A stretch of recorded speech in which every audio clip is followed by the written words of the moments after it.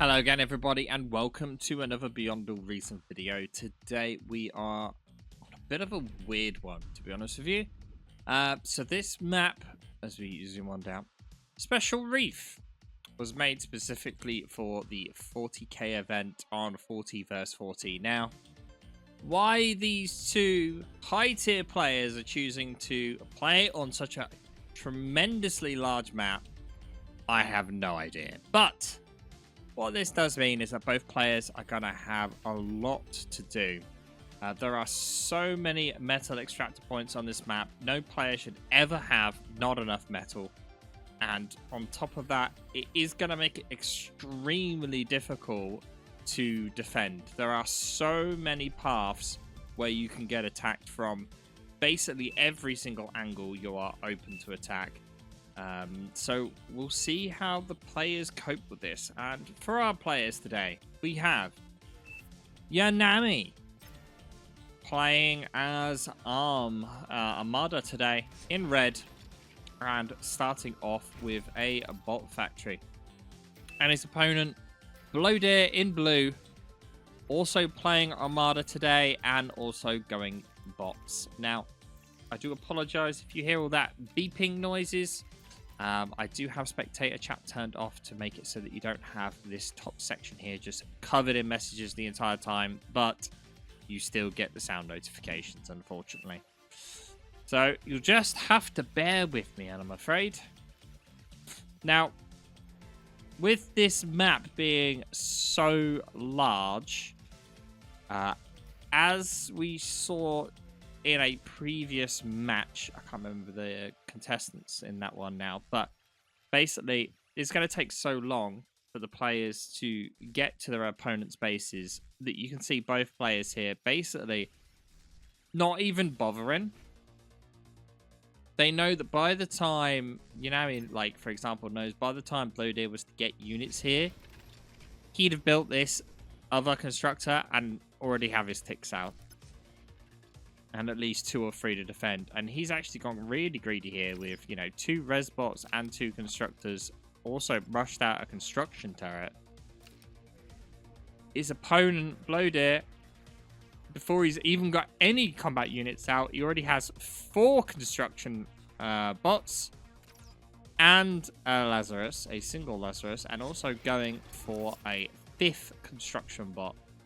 So you can see, though, that com turret, when it comes to build power, still giving Yanami the advantage when it comes to build power. And you can see those ticks barely even out of the base before anywhere near. Now, we're going to just zoom out here, and we're just going to fast forward here a bit, because I feel like this early stage here, before anything actually happens, is going to take a while. So, as both players kind of expand on this map, what do we expect to see? To be honest, I think this is going to be mostly APM tax here. Who's going to have the highest attention to be able to control all of these multiple fronts with multiple units? Because it's not just like a simple map where there's lanes and, units are just sent straight across. There is so much territory to deal with here that it's going to be very hard for players to pay attention. And Blodir losing a metal extractor and a resbot in this early phase and another metal extractor is quite a lot to lose early on. But Yanami pretty safe, really. He's got plenty of ticks and no real damage being inflicted to him at all. And you can see that Blodir just not really defending very well. These 4 ticks almost got right into the base. And now able to catch a construction bot and a 2 metal extractors. Not good for Blodir in this early phase. Still, he's trying to probe. As we quickly go down the 1 speed for a moment and just have a look at what the players see. So, right now, this is Blodir's point of view, and he knows his enemy has some stuff there, there, and there, as well as some stuff around here. Hasn't seen the full base yet, but he has an idea roughly of where it is. And you can see here is already an example of the APM tax, as this tick gets left in this area, not really doing anything. And as we select Yanami able to see a substantial amount more. He knows where the factory is. He knows where the energy is. He can see where his opponent is set up. Now, Blodir has gone for a more centralized spawn point here, meaning in theory his units should be able to cover more of the map with better ease. However, his opponent, Yanami, obviously gone for a more southern position, meaning I'm guessing he's planning on either sending forces mostly in the middle or along the bottom. He's going to be difficult for him to contest the north side of the map much, because if he does send units up, by the time they get from here to like the top of the ramp, Blodir technically could already be halfway across the map. Now,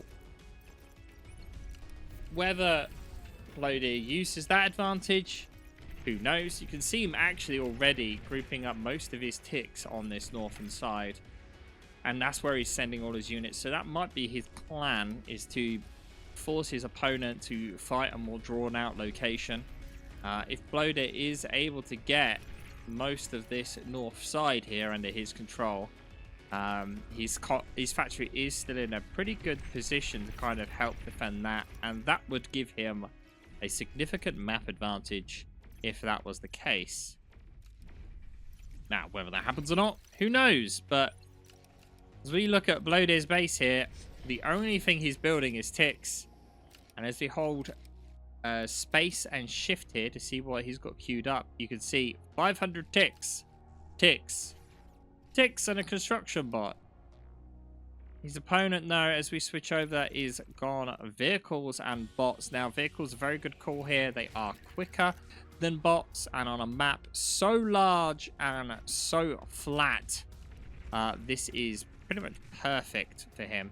This tick, though, being microed a little bit here, does stop that metal extractor getting built. Will not get the construction bot, though, in time. And a good group of ticks, though, managed to make it through the middle here. There are plenty of laser towers, though. I don't think they're going to accomplish too much.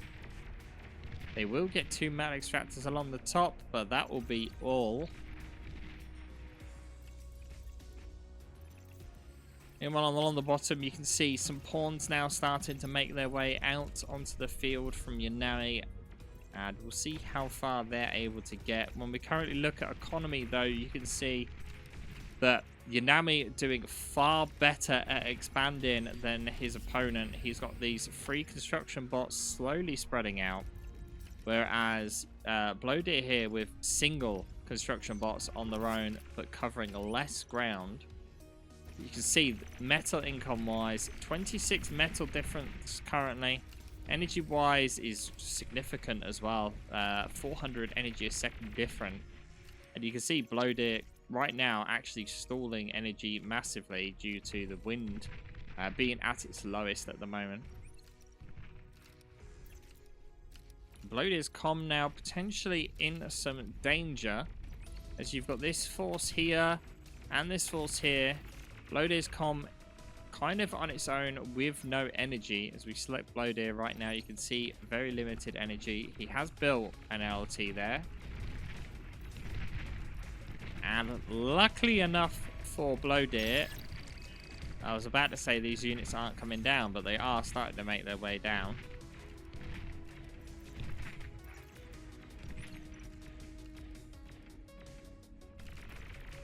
And Yanami choosing not to go in on Blodir's commander. To be fair, this might have been enough to deal with him. The stouts can just keep at range. There was only a single LLT there. He could have maybe had an opportunity to actually just take Blodir out of the game, but choosing instead to try and push into the base. They're just tremendous amount of units all over the map here, but just not really doing anything. As you can see, they're not even regrouping where the tank is. And this stout now able just to get so much damage when it should have been killed like over here.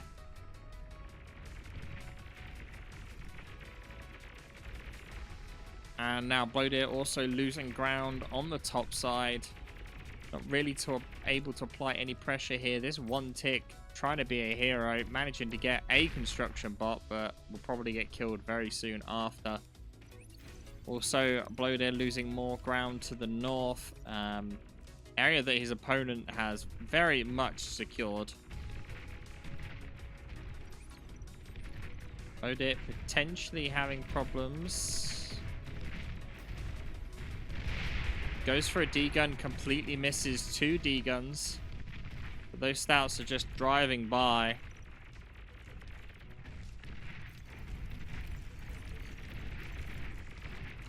And you can just see now, this is exactly what we talked about at the beginning.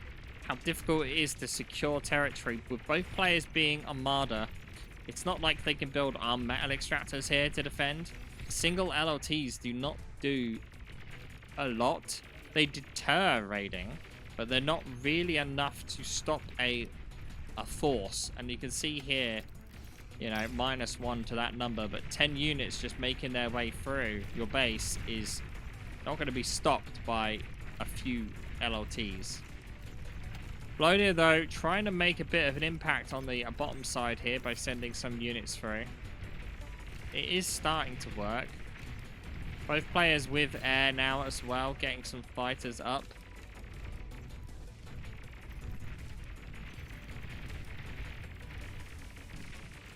The Yanami, able to expand quite easily. Surprisingly, he's just done area mechs and actually missed these 3 that are right next to him.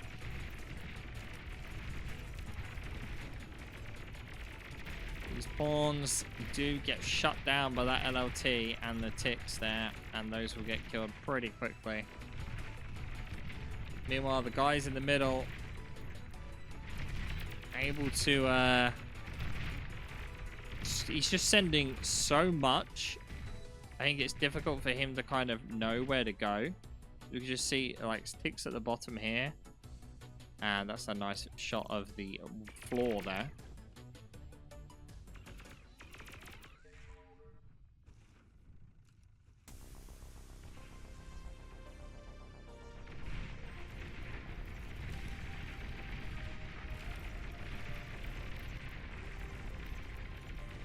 Able to make a dent in the bottom though. Blodir with another run past of these pawns. In the middle though, you can see where his APM is stalling. Blodir leaving these pawns in the middle here to just get slowly killed by a stout. Focusing instead on these guys on the top that is running through the just only recently controlled area, but again not microed enough to just leave this one metal extractor alive. You can see he's just clearly gone set path, move on. And you know he's come in a bit of a danger here, as his commander is pretty surrounded. This is definitely enough forces here to kill a commander. Question is, does Blodir know that Yanami is up there? It doesn't seem that he does. And all of a sudden, the initiative is completely switched over. Yanami really on the back foot. He's getting attacked from so many different positions that he's really struggling. Is it something to do with the fact that he invested 1,600 metal into that advanced geo? Who knows, but Yanami really struggling. He's trying to take back something, but you could just see, again, Blodir leaving these forces here. These could do so much damage, and instead they're just sat there, getting slowly killed by 2 tanks on fight move. Such a waste. And you can actually see both players pretty much just doing the same thing here, using the move command and just trying to just do as much as they can. Nothing's really getting microed here, as you would expect. But when it comes to army value, you could see 2.8k difference in metal here for both players in army value. just so much being built here by Blodir, and Yanami's just not keeping up. Economy-wise, though, Yanami is tremendously in the lead. But if he keeps getting leaks, like there's another leak here on the top, it's going to be difficult for him to maintain that over time.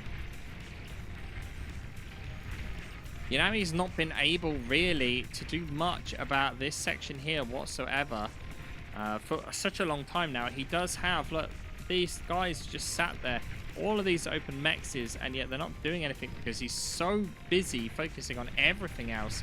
And now such a huge amount of units from Blodir coming in along this north side. At the same time, Jaguars coming in along the bottom as well. Both players choosing Jaguars here because of how fast they are. They have a bit of AA on and very good at dealing with harassing units. And as you notice, both players basically choosing pretty much purely harassing units here. Pawns, Jaguars, Stouts, not really harassing, but they're quick enough. It doesn't really have to worry about it. And now a large force, Blodir, making its way in. I think there is enough forces there by Yanami, though, to deal with it pretty well.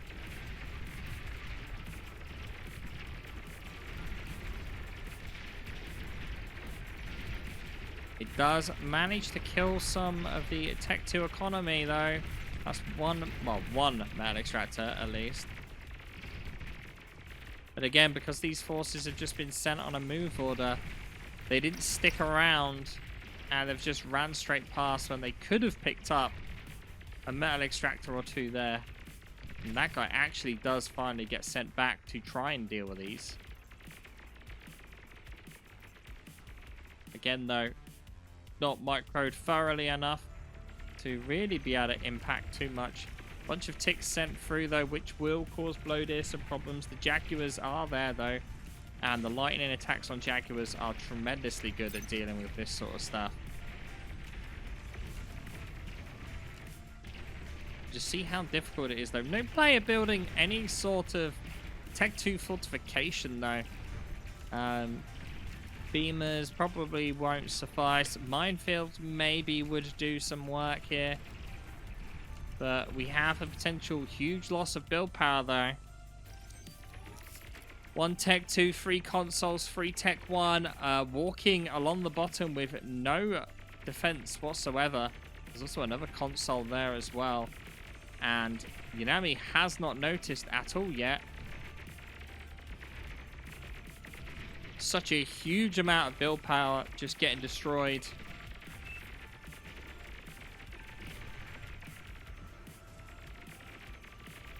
And they get the Tech 2, will they get all of this? Oh, Yanami sent some Jaguars in to try and save the day. Again, it seems that Blodir not fully paying attention. Will not get both of those consoles. Meanwhile, you can see the same thing almost happening here as these consoles are trying to hide for their lives. As Yanami just spreading out. Oh, but Yanami in danger here. A force of 18 units are making their way down as we select Blodir. We'll see if he can see him. They notice the commander. Yanami with no energy left to degun here. Jaguar's making very short work of him. Yanami at 30, 25, 8. And there goes Yanami. Caught out. We didn't have any radar coverage up there as well. Oh, actually, that's a lie. He had one there. Just wasn't able to move back quick enough and didn't have the forces to support him. Manages to get caught out. And well done, Blodir. Blodir struggled tremendously at the beginning. Massively getting over APM'd, and you could just see when you look at the metal economy wise how much of a difference there was between the two. But when it comes to units, Yanami just fell off when it came to unit production, and that just gave the win in essence to Blodir. Well, what do you think of this very APM intensive map? Would you like to play a 1v1 on it? Let me know your thoughts in the comments, and don't forget to hit subscribe. Thank you all for watching. and I'll see you guys next time.